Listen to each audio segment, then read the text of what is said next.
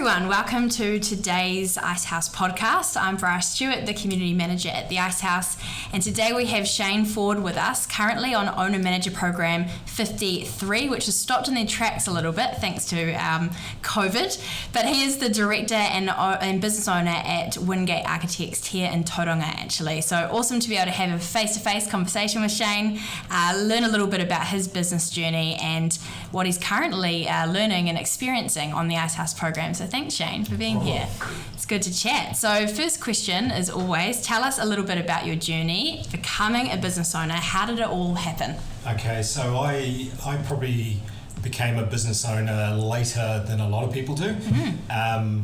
My background is as an architectural technician, which is the workhorse of the architectural practice. And you tend to sit in the back office a little bit and churn away on a computer these days, and your career path probably doesn't involve ownership unless you're essentially working for yourself. So I contracted for a little while, so you sort of work for yourself, but you find work through other people, and you're only responsible for yourself. Yep. So that's a pretty soft entry into business ownership.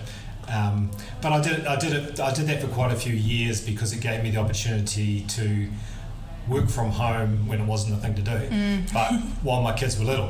So I got to spend quite a bit of time with my kids while they were, growing up a little bit. So that was nice. But most technicians, if you're working for a reasonable sized company, if you're any good, you'll reach the ceiling of how far you can go in the business, and ownership is not really an option. Ownership in architectural practices tends to be for architects, and there's a good reason for that. NZIA, to be recognised as an NZIA practice, you need a registered architect as one in the ownership model. Right. So a lot of firms will continue. There are exceptions where non-architects do get into ownership roles, but it's not very common at all. So I probably hadn't had an expectation of being an owner in a mainstream architectural practice. Going back a little bit, I'd say I grew up in Tauranga from my formative years, my teens, and worked in Hamilton for a little while for the Education Board before it became the Ministry of Education. Oh, wow. And then when they closed those down, I took off to London and did 5 years over there, came back into Auckland and worked for a large national practice there for, in the end, it was about 16 years. So got to a point where I was doing the role of a project architect, but they couldn't call me an architect because I wasn't an architect. So they created a role. I'm just trying to remember what it was, project team leader or something like that. So I was doing the equivalent of a project architect, which is all the site stuff. And so I worked for them for 16 years, moved back down here with the family through that period, helped set up this practices office down here, and realised that I'd been working for the same company for 16 years, and that's not really good for anyone. So I decided I'd have a dabble in project management. So worked for another national company as a project manager on and off for about 4 years, still keeping my hand in architecture as well, doing a bit of contract work here and there. And through that time, I met David Wingate, who's the founding director of Wingate Architects, or Wingate and Farquhar as they were at the time. And David's just only about a year older than me, and through a little bit of contact and a drink here and there, we personally clicked straight away. So it was an easy transition for me to leave project management, which I was a little bit frustrated in anyway, because they wouldn't let me draw, to go back to, on a contract basis, working for David. And so I did that for about a year, a couple of projects down here, travelling back and forth to Auckland frequently, and things had started to change in David's practice at the time.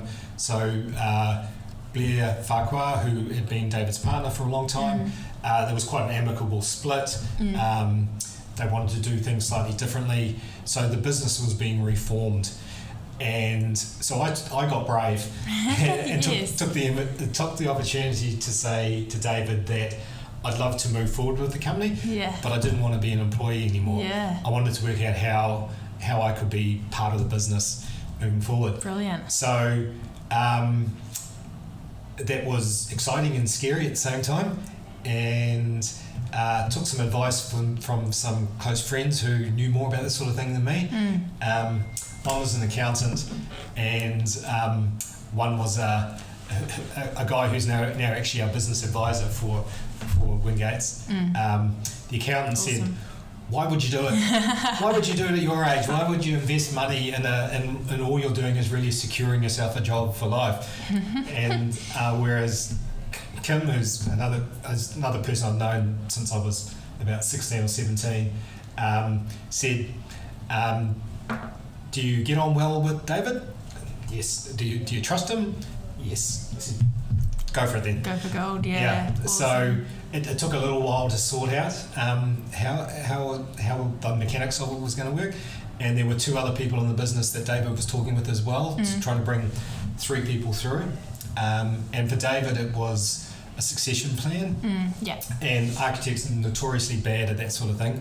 You know, having a figurehead managing director or founding director and the business essentially dies with them. As soon as they're gone, there's no one to take over. So David was very forward thinking in that respect. And so 2 out of the 3 of us are now owners of the business. Awesome. And we have a few more people that we're grooming to come through as well. So it's been a long little story about how I became an owner. Nice. But so David intends to step back a little bit from the business in a few years' time, and so the planning started 7 years before that was going to happen. Whoa, that's a good plan. Yeah. So by the time it actually happens, we as a business should be mature enough to handle it, because he is one of those figures, particularly in Auckland, extremely well known, extremely well connected, and there was talk at the time of when Bryar left, should the name change completely, but we decided that there was a whole lot of collateral in the Wingate name, and reputation. And over the years since then, the company's just been known as Wingate's. So not even Wingate Architects or David Wingate Architects, or it's just Wingate's. And we now have clients who don't know David and just know that that's the name of the business, and they don't necessarily associate it with the person. So they'll get to a stage where there's more and more of those sorts of people. But even now, you've got to reassess these things all the time. So we're going through looking at strategies and those sorts of things at the moment, and part of that is should we look at the name of the company again? So that's the exciting part of our business, I suppose. It never really stands still. You're always looking for improvements, and you're always looking for the next step. Totally. What's going to happen next? Oh, that's such a brilliant answer. I love a few things. I hear quite a bit actually, but people becoming business owners, but starting in that technical side of things. And so then they're like, okay, well, this business owner is completely different field. And a lot of the reason why some people, some of these business owners end up on our programs, because they're like, well, I'm super specialised or technical, or, I only had to focus on this part of the business, and now I have to focus on the ins and outs of it. So that's really interesting. And then I love what you said about you were brave. It just took a moment of courage to be like, actually, I want to be part of this, but I don't want to be an employee. And to be fair, I don't even think I thought about it for very long. Yeah, cool. I was in Auckland, and we sort of started a discussion, and it just sort of popped into my head, well, why not? Why not just see how that could work? So. Yeah, that's cool. I love that. That's great. So, you've sort of explained when the company was born, and what does the company do, and what's the mission behind Wingate? Right, so Wingate Architects is essentially an extension of what was Wingate and Farquhar. So that same sort of ethos and the way that we work has continued on. Great. And it's, again, this is all very relevant because we've been talking about this within the last couple of days. Cool. And what do we want the business to be? And it's really building on what it's been in the past. So Wingate, if we call it Wingate's right back from the first days, it's been around about 17 years now. Awesome. And known for quality designs. So a design-led practice is a term we use a lot. Yeah. So the design is at the forefront of everything that we do. Conversely, we are quite commercial as well. So there is the first thought is the design. The next thought is how are we actually going to make it work as well. Yeah. So there's always that part of it, but when I first joined Wingate's about 6 years ago, there was quite a strong interiors part of the business. Interesting. And we've always done work nationally for foodstuffs, various supermarket new builds and alterations. Cool. There's a little bit of residential, and architecture was part of the business as well, but probably more well known for the interiors. So over that 5 years, the architecture side's taken off a lot. Yeah. And the interior side sort of fell away a little bit, and but we've readdressed that recently. So we are now back at the forefront of interiors again. Awesome. And in the 6 years that I've been with Wingates, we've gone from 12 to, I think last count we're about 35. And that's mostly awesome. It's mostly planned. Yeah. But it's Good growth. I hate the term, but it's used a lot these days. These extraordinary times. Not only is the building and construction industry really buoyant at the moment, from what we see, it's going to continue for the next couple of years as well, at least. Yeah. So that boom bust cycle of construction is in this boom at the moment, and it's almost like we're going to ride straight over the top of the normal bust scenario and just keep going. Yeah. We're at 35ish. If I could, I'd employ 3 more people here, and more than that in Auckland. Yeah. But we just can't get people at the moment, like a lot of industries. So, and our business has changed a little bit. We do seniors work now, so retirement villages. Cool. The interiors has come back to the fore. We've always done mixed use development, so the retail on the bottom and commercial and apartment sort of things, different mixes. We're doing more of that now as well. Yep. Residential's never been huge for us, although we've always done houses for special clients, and it's a good little design for staff to learn how the whole process works. Wow. Yeah, that's So a good idea. less intensity of a large commercial project, but all the same elements just scaled down. Yeah. So it's quite a good Smaller learning budget experience. and yeah, totally. But you need just as much care, if not more, with the house, because even though it's small, it's quite often that person's most important thing that's happening at the time. So true. So you can't neglect it at all. So our work has probably diversified quite a bit, and hence the increasing numbers of people means we need to continue to increase the management level within our business as well. When there was 12 and you had one director, that was easily manageable. Yeah. And the 3 of us now with 30 odd is only just manageable now. Yeah. Although we're now at the point where we recognise we need a specialised HR person within the business. So we contracted in at the moment. Yeah. But we need someone full-time dedicated to HR. Yeah. So the business, as the business changes and grows, so does the business requirements, I suppose, of what you're doing. So yeah, totally. So good. Awesome. What is a win and a challenge inside of your business and industry at the moment? And has COVID affected anything over the last 18 months? COVID's affected everything over the last 18 months. Yeah, let's chat about that. Yeah. So on all sorts of fronts and all sorts of things that you probably wouldn't think it would affect. There's the publicised stuff, there's supply chain issues, there's the shortage of staff. I was going to say good staff, but it's just a shortage of staff. Staff full stop, yeah. Totally hearing that a lot. Yeah. It wasn't that long ago, you'd design a project, you document it all, it'll get to site, a contractor would go, I want to substitute this with this, and you can just go, no, this is what we want, this is what we expect, this is what it's going to be. Yeah. So now it's almost a weekly occurrence of, it's not can I substitute this, I can't get this, what am I going to substitute it with? Wow. So the supply chain is affecting everyone, and then a step back, the cost of everything is just skyrocketing. The lack of market supply of the stupidest things just causes this roll-on effect through a project.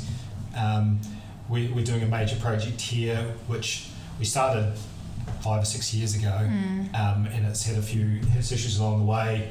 Got into it full-time about 14 months ago, and I'd say the price of steel in that 40 months has doubled. Wow. So that's a net effect of probably $5 million on top of the project budget. Yeah.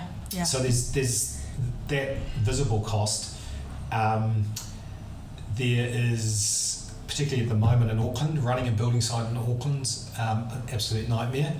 So every time there's a case, and a whole site will get shut down because someone's a close contact, and then there's a whole group of people in a business, and if it's a subcontractor, they don't necessarily have a lot of people who have to take off the period of time while they get tested and cleared and all those sorts of things. So stop and start, eh? Yeah. So there's delays, there's cost increases.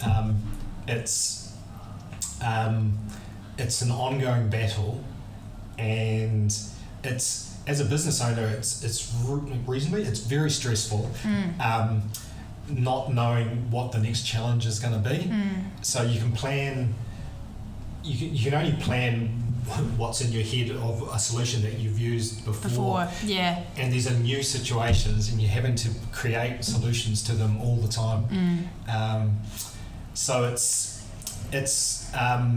massive. Yeah. On one side, it's really buoyant, and there's lots of work and there's lots of opportunities. On the other hand, you don't always have people to do all the work. You know that it's not going to be a straightforward process. We don't want to be, the firm that cranks up their fees to allow for something that might happen. But in reality, we probably should be, because something is going to happen, but we just don't know what it is. And probably for us, the biggest things are delays. So we have we do a fee based on what we think the amount of work is going to be, how long it's going to take us. And when that period, through all sorts of reasons, starts to drag out, your cash flow fee all of a sudden starts to get a little bit thin at the end. And then you get to site, and again, you've allowed for that much time to do this. And if it takes half as long again, you have to go back to the client and go, it's not your fault, but I've still been working all the way through this period, but I've still got 3 months to go. And unfortunately, I can't work for nothing. So, totally. In terms of what's a win at the moment, there's certainly lots of wins in terms of project work, as in some really nice projects we're working on at the moment. And for us, I suppose it comes down to project mix and client mix. So a win would be the ideal project, which would be a project that we're given some design freedoms on to create what we think the client needs. Yeah, great. That's awesome. And a win all the way through gives you the time and the budget to be able to produce something that at the end of it is what you thought it would be at the beginning of it, or better. Not the compromises that we're having to do at the moment for all sorts of reasons. A win would be having more staff, so our staff out there aren't as overworked as they are at the moment, because everyone's overworked at the moment. Yeah, totally. So, yeah. You take the wins, and they're not always big wins, but you take every little one you can get. Yeah, totally. It's interesting what you said around, when we first had lockdown, when we first learned of COVID, everyone thought coming out of it was going to be, a recession as such. It was going to be like the global financial crisis and all that sort of stuff. But in reality, it actually went boom. Yeah. And so we've got completely different set of challenges. We've got the supply chain challenges. We've got the people challenges. Those two, every single podcast I've done for the last year to, nearly 18 months has talked about those two. Year probably, more realistically. But it's just not the challenges that business owners thought that they were going to. People got rid of people to start with because they didn't think they needed them. Now they need them more than ever. It's just not the same challenges. And like you said, it's so hard to call what you need, what your next steps are, what your wins are if it's if you don't know what's around the corner. So it's challenging. And I suppose you think of supply chain, you think of manufacturing or those sorts of things, but as a service business, supply chain affects us as well. Yes, totally. So we're at one end of it, but that's one of the great things about the Icehouse and the courses is you sit in a room with a whole lot of really like-minded people, and it's not I want to be the biggest or the best or the whatever. It's these are the challenges that I face on a day-to-day basis, and you realise that every single one of them has a version of that. And then you learn a whole lot of different ways that people are coping with it. And as much as the content of what I'm learning, it's the interactions with that group that I'm finding is the best thing. Yeah, I love hearing that because it's exactly that. You hear of stories where it's like an accountant, a plumber, an architect in a room, right? It sounds like a funny joke, but there was alcohol involved. There is. Yeah, that's true. But no one in that situation walks in and goes, these people are going to get me and get everything. But the reality is they walk away going, oh, wow, we all have the same challenges and they just look slightly different, or outwork differently. So, it's really interesting. Well, and the diversity of businesses on the course is fantastic as well. There's quite a bit of manufacturing, there's horticulture, there's quite a few in the building industry in our group as well.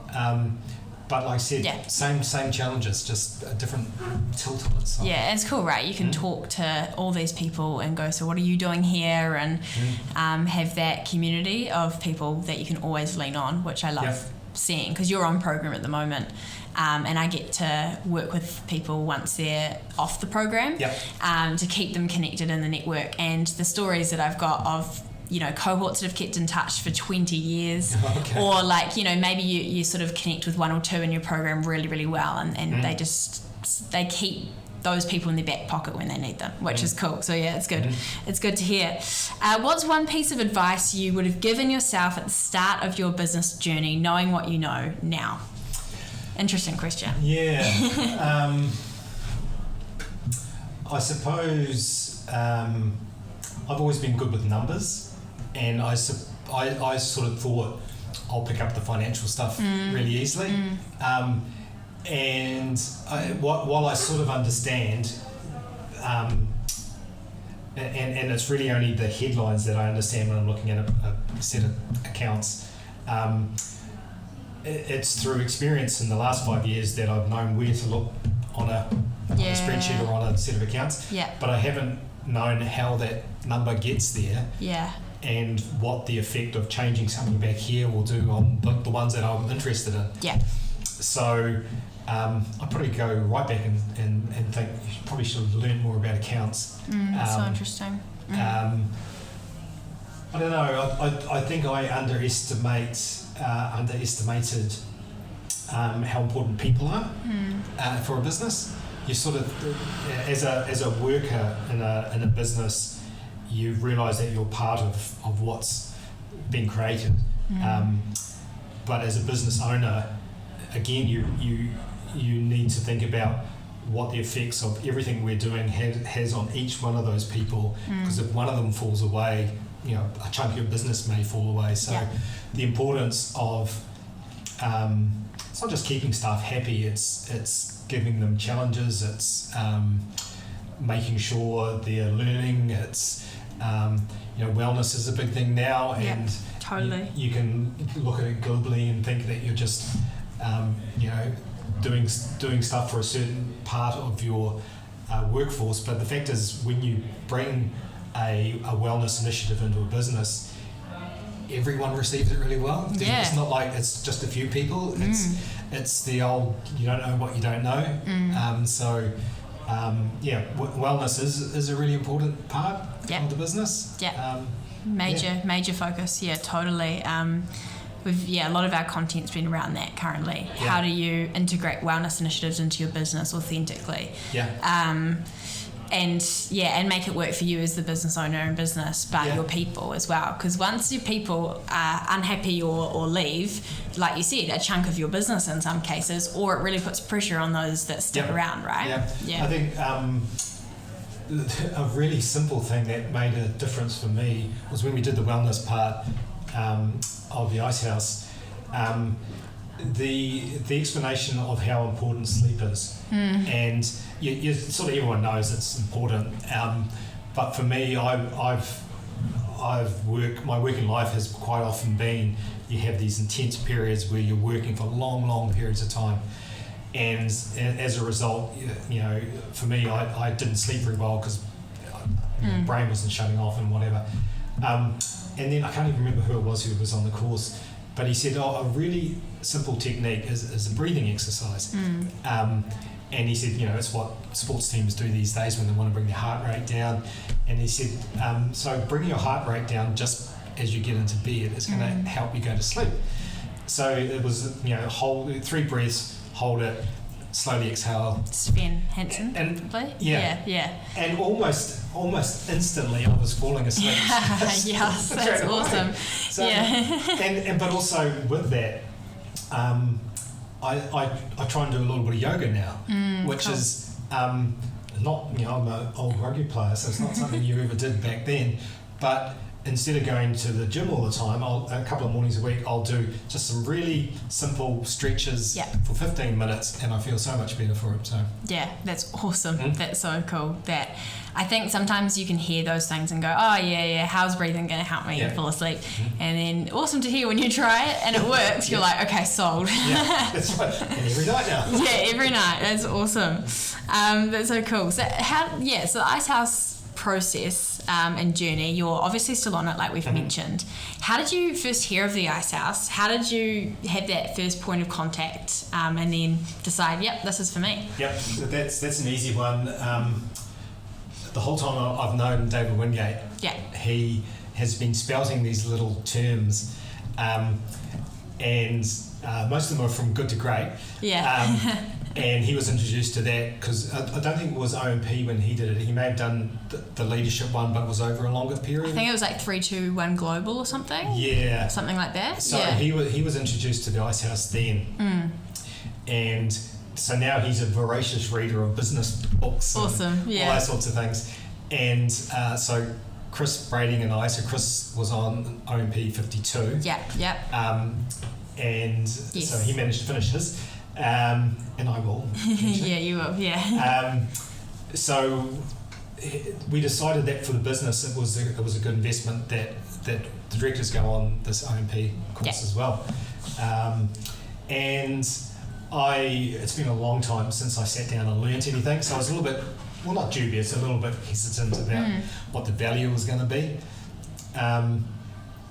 But I could see that if I wanted to contribute to the business, I needed to know more about how business runs.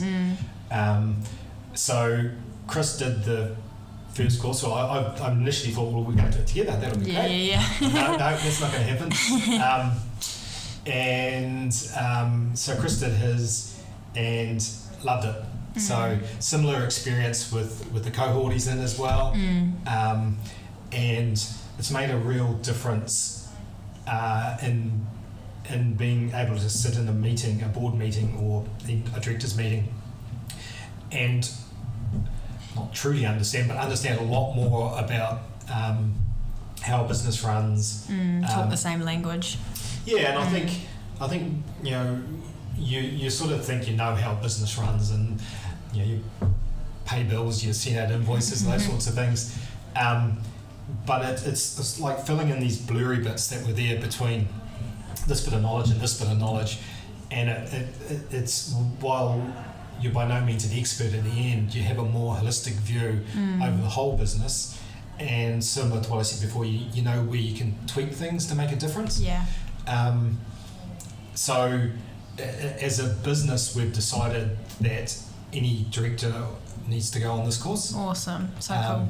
So we've got we're priming 2 more people at the moment. Yeah. So I'm picking about 56 or 57. Yeah. That's awesome. That's so cool. I'll keep an eye out. Yeah. But no, that's awesome to hear. And yeah, like I said, what I hear a lot is, we're finally speaking the same language, or we're able to sort of go, well, remember what we learned in this block, and and be able to then integrate it together in your business. But I think I remember being in the room when it was said to you guys can't do it together. Yeah. And been in a couple of those situations, and I think at the time you're like, why? But I think afterwards you can kind of see why. Oh yeah. I think there's a bit of trepidation. You think, well, at least there'll be someone I know. Exactly, yeah. But in fact, it's actually better if there's no one that you know in there. Yeah, exactly. And then you've got double the connections as well through your cohort numbers and that sort of stuff, which is cool. But it leads well into the next question. So I feel like this is kind of like your first day of school all over again, the start of it. But how did you feel first coming onto the program? So that first moment of rocking up to the venue versus finishing up that first block. Was it what you expected? I suppose I'd heard Chris's experience. True, that helps. Yeah. So, but of course you're going into a room full of 25 strangers, as well as the facilitators who no, I hadn't met any of them. Yeah. And of course they are really friendly, and everyone's really friendly, but there's that one person in a crowd sort of mentality to start with, and you're not really sure. And we sit down for the first session, and you're sort of in a circle, of desks, and you're trying to check out people's names and trying to work out, because obviously we had a list of everyone beforehand. Yes, and who's who. What their businesses were. So I'm trying to pick the other architect over the other side. I think that first day, I would say after about 2 hours, everyone was sort of pretty relaxed. Yeah. And by the end of the first day, everyone was really comfortable with each other. And I don't know if it was that first night or the second night with it, which was quite a long session in the bar afterwards. And it just seemed, I think it's the realisation that everyone has the same issues as you do as a business owner. And there's no pretense about, like I said, trying to measure yourself against other people in the room. Yeah. It's a safe place. Yeah, and everyone's there for the same reasons, really. It's to learn more, and it's to connect with other people. So it's great. I suppose I had a reasonably high expectation of what it was going to be like anyway, through David's experience and through Chris's experience. But it certainly lived up to everything I hoped it would be as well. Yeah, it's so cool. Right when I started at the Icehouse, I got to sit in on one of I think it was 50, 51, and sit in on one of their sessions. Yeah. the first session. So it was so interesting to see everyone trickle in, hi, bit of coffee, tea, something, scone or something. And then, like you said, just within 2 hours, just the transformation of people feeling comfortable, people feeling like they could explain the challenges, the wins in their business was pretty special to see, actually. And I think it's a challenging environment for quite a few people, because not everyone is an extrovert or wants to talk about themselves. Yeah. But I'm probably sort of in the middle of that. But you'll see people start to blossom and start to open up and go from being the one who didn't want to say anything to the one leading the laughter and that sort of thing. So it's nice to see that sort of growth in people really quickly as well. Yeah, that's so cool. That's awesome. Nice. Has there been anything, we've talked about it a little bit, has there been anything that you've implemented into your business and your lifestyle since the program? Apart from my breathing exercises. Apart from your breathing exercise. That was a good lifestyle one though, and the yoga. The yoga. I suppose an awareness of what we're looking at the moment, strategy, values, vision, which are all terms that you've sort of heard of before in business. But a realisation that I didn't have any input into those parts of our strategy and our vision, etc. I was involved in it in such that here it is, what do you think, change anything you want to do, but didn't really understand what I was doing. And I suppose one of the things out of the session we did on values was, the question was asked, whose business has values here? Yes, mine does. What are they? And so the values that we have at the moment, there's too many of them. So, but it was a realization that as a leader of business, values are really important for a business to demonstrate to your staff and to your clients what's important to you as a business. And if I can not only not remember them, if I can't remember them, how can I expect my staff to live them for a start? Let alone me live them. So I think the importance of those things and not viewing them as just a strap line or a bit of marketing. It's actually the value for a business of living and breathing those things. Totally. And then your team's aligned and you can expect it from your team. If you're living and breathing them as well and know what they are. It helps your decision making as well. Does this align? Does this align with our strategy? Yes. Does it align with our values? Is doing this project going to tick the boxes against these as well? Because if not, even if it might fit with the strategy, it doesn't fit with what we want to be as a business. So why would we do it? Yeah. Wow. It's so interesting. Yeah. It's really helpful. Yeah. That's great. Cool. Lifestyle's covered with your yoga and your breathing. That's good. This has been really awesome. It's actually really nice being able to do it face to face as well. I've had way too many over Zoom over the last year. But the final question, just to wrap up the conversation, what excites you about the future of your business? Where it's heading? I suppose for me, so I became a business owner at 53, 53. And again, I said that, like I said, that's quite late in your work life to become what I think it is. So we have younger people in our business. One's a director at late 30s. And we have younger people coming through. Great. So I'm looking forward to seeing how they develop into business leaders within our business. Developing them. And new ideas coming through. Architecture's a great business because it never stands still. There's always something else to design or some other challenge. So it's not like we're making the same thing all the time and variations of that. Every project's different. So it's an exciting business. And hopefully I don't know if I want to work another 10 years, but 10 years time, we'll have a different set of people running the business. Yeah. I don't know how big we'll be by then. We've been asking ourselves how big do we want to be, and we don't really know.